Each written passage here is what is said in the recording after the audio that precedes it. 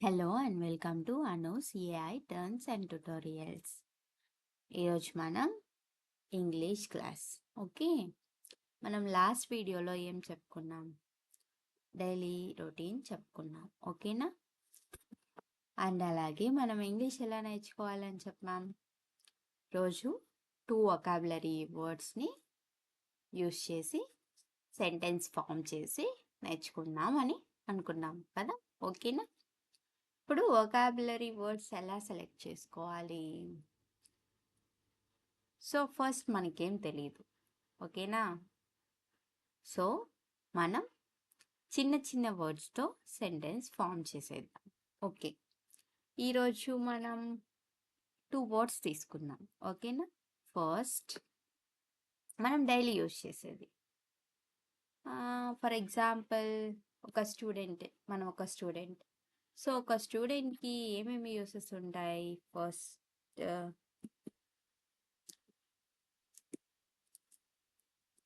Pen.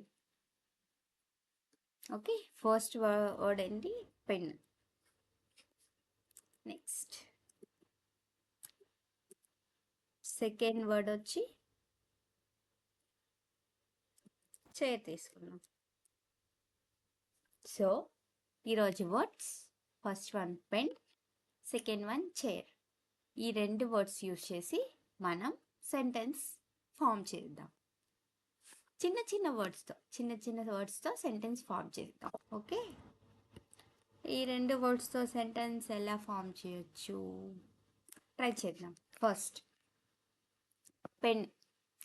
Pen మనం ఎలా use చేస్తాం? ఫర్ ఎగ్జాంపుల్ చెప్పాలంటే నా దగ్గర ఒక పెన్ ఉంది. ఓకే, ఆ పెన్ని నేను నోట్స్ రాయడానికి యూజ్ చేస్తా. ఓకేనా? నా పెన్ ఎప్పుడు నా బ్యాగ్లోనే ఉంటుంది. ఇప్పుడు నేను త్రీ సెంటెన్స్ తెలుగులో చెప్పా. మనం ఇప్పుడు ఈ 3 సెంటెన్స్ ఇంగ్లీష్లో నేర్చుకుందాం. ఫస్ట్ ఏం చెప్పా? నా దగ్గర ఒక పెన్ ఉంటుంది. నా దగ్గర ఒక పెన్ ఉంటుంది అంటే ఎలా చెప్పాలి? Wait. I have a pen. తర్వాత ఏం చెప్పా? ఆ పెన్ని నేను డైలీ నోట్స్ రాయడానికి యూస్ చేస్తాను. Okay, I have a pen that I use to write in my notes. See, I have a pen that I used to write in my notes. Okay na? I have a pen. నా దగ్గర ఒక pen ఉంది. That అంటే ఆ pen ఏదైతే నా దగ్గర ఉందో. ఓకే, అలాంటివి చెప్పేటప్పుడు మనం దట్ యూస్ చేస్తాం. That I use to write in my notes. I use to write in my notes అంటే నేను నా నోట్స్ రాయడానికి ఆ పెన్ యూస్ చేస్తా. Okay, I have a pen that I use to write in my notes. ఓకేనా? C, ఎప్పుడైనా grammar, tenses ఇవన్నీ use చేసి నువ్వు English practice spoken English practice చేయాలంటే ఇది నీకు చాలా డిఫికల్ట్. ఓకేనా? సో ఇలా మనం ఒక చిన్న చిన్న వర్డ్స్తో సెంటెన్స్ ఫామ్ చేసేసుకుంటే మిస్టేక్స్ ఉన్నా అవి ఈజీగా కవర్ అయిపోతాయి. ఓకే,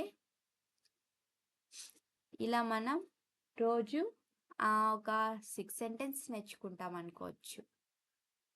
అవి సింపుల్ చిన్న చిన్న పారాగ్రాఫ్గా కూడా నేర్చుకోవచ్చు. ఓకే, అలాగే ఆ వర్డ్ ఇప్పుడు ఫర్ ఎగ్జాంపుల్ తీసుకుంటే మనం పెన్ తీసుకున్నాం. పెన్ ఎక్కడెక్కడ యూజ్ చేస్తాం? సో దాన్ని మనం ఇంగ్లీష్లో చెప్పడానికి ట్రై చేస్తాం. ఓకే, అది మనం ప్రాక్టీస్ చేస్తే మనకు వచ్చేస్తుంది. సో అలా ఒక్కొక్క వర్డ్ తీసుకుంటే ఆ వర్డ్ని ఎక్కడెక్కడ ఎలా యూస్ చేయాలి అనేది మనకు తెలుస్తుంది. సో ఇది బిగినింగ్ కాబట్టి మనం ఇలా చిన్న చిన్న వర్డ్స్ పెన్, బుక్, చైర్ ఇలాంటివి యూస్ చేయదు. ఓకే, ఫర్దర్ వీడియోస్లో ఇంకా డెప్త్గా పోగా అన్ని వొకాబులరీ వర్డ్స్ కవర్ చేద్దాం. ఓకేనా? నెక్స్ట్ ఫస్ట్ టైం చెప్పాం, I have a pen that I use to write in my notes. తర్వాత ఏం చెప్పాం, ఆ పెన్ నా బ్యాగ్లో ఉంటుంది. ఓకే, ఆ పెన్ అని చెప్పొచ్చు, లేకపోతే మై పెన్ అని చెప్పొచ్చు, నా పెన్ అని చెప్పొచ్చు. My pen. సి ఇంగ్లీష్లో ఫుల్ స్టాప్ తర్వాత we need to give a space. My pen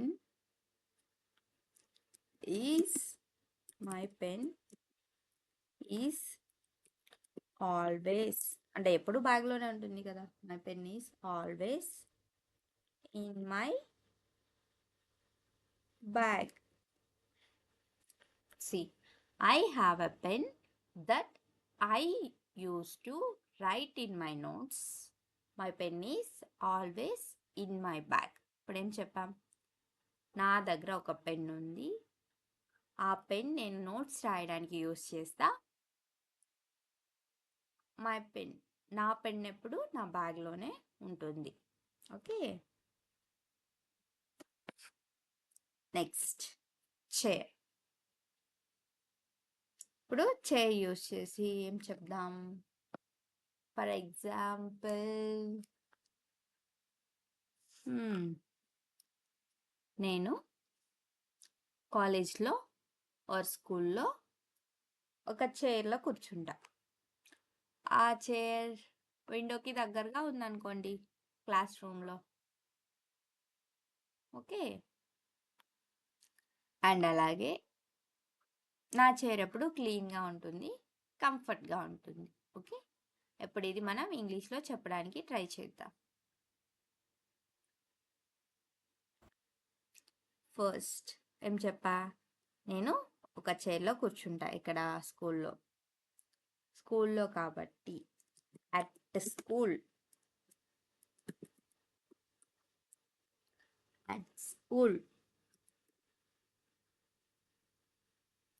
I sit on a chair. Okay, I SIT on a chair. ఆ చైర్ ఎక్కడ నుంచి చెప్పా, విండోకి దగ్గర, near the window.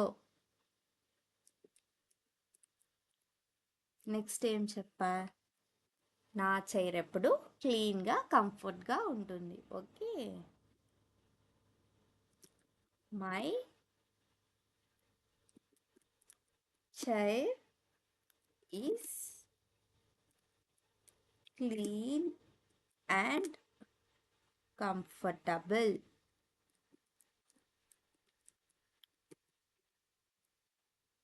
Okay, see first మనం English నేర్చుకునే ముందు, ప్రాక్టీస్ చేసేప్పుడు మనం కొన్ని రూల్స్ ఫాలో అవ్వాలి. ఇప్పుడు మనం చదివే అప్పుడు I have a pen that I use to write in my notes, ఇక్కడ ఫుల్ స్టాప్ వచ్చింది, సో మనం గ్యాప్ ఇవ్వాలి. ఓకేనా? ఇది కమ్యూనికేషన్కి బాగా యూస్ అవుతుంది. అండ్ అలాగే ఇక్కడ కామా యూస్ చేసాం, అంటే అక్కడ కొంచెం ఆపాలి. ఈ ఫుల్ స్టాప్కి కామాకి డిఫరెన్స్ ఏంటి? ఫుల్ స్టాప్ అంటే అక్కడికి ఆ సెంటెన్స్ కంప్లీట్ అవుతుంది, కామా అంటే కంప్లీట్ అవ్వదు, అక్కడ కొంచెం గ్యాప్ ఇచ్చి మనం స్టార్ట్ చేస్తాం, అంటే అది ఇంకా జరుగుతుంది. ఓకే, సి ఇప్పుడు మనం ఈ సెకండ్ సెంటెన్స్ చూసుకొని ఒకసారి మొత్తం చదివేద్దాం. ఏం చెప్పాం, చైర్ యూస్ చేసి స్కూల్లో నేను ఒక చైర్లో కూర్చుంటా. ఆ చైర్ ఎక్కడుంది? విండో దగ్గర ఉంది. నా చైర్ ఎలా ఉంటుంది? క్లీన్ అండ్ కంఫర్ట్‌గా ఉంటుంది. ఓకే. ఇది మనం ఇప్పుడు ఇంగ్లీష్‌లో చెప్తాం. అట్ స్కూల్, స్కూల్లో. I SIT on a chair near the window. నేను ఒక చైర్లో కూర్చుంటా, ఆ చైర్ విండోకి దగ్గరగా ఉంది. My chair is clean and comfortable. ఆ చైర్ క్లీన్గా కంఫర్ట్గా ఉంటుంది. ఓకే. ఇప్పుడు మనం కమ్యూనికేషన్ ఇంప్రూవ్ అవడానికి దీన్ని ఎలా చదవాలి అని చెప్తా. సి, ఎక్కడ ఆపాలి అండ్ ఎక్కడ స్లో చేయాలి, ఇవి చాలా ఇంపార్టెంట్ ఒక పర్సన్తో కమ్యూనికేషన్ చేసే ముందు. See, I have a pen that I use to write in my notes. ఇక్కడ ఫుల్ స్టాప్ అంటే ఒక సెంటెన్స్ ఎండ్ అయింది. My pen is always in my bag. At school I sit on a chair near the window. My chair is clean and comfortable. So మన sentence అనేది అవతల పర్సన్కి క్లియర్గా reach అవ్వాలి. ఓకే. అలా కాకుండా ఫాస్ట్గా మొత్తం చదివేయడం లాంటివి చేస్తే అవతల పర్సన్కి కరెక్ట్గా రీచ్ అవ్వదు. సో ఇలాంటి ఫుల్ స్టాప్స్, కామాస్ ఇవన్నీ చాలా క్లియర్గా చూసుకోవాలి. ఓకే. ఒకసారి చదివేద్దాం. ఇక్కడికి ఈరోజు ఈ టాపిక్ అయిపోద్ది. I have a pen that I use to write in my notes. My pen is always in my bag.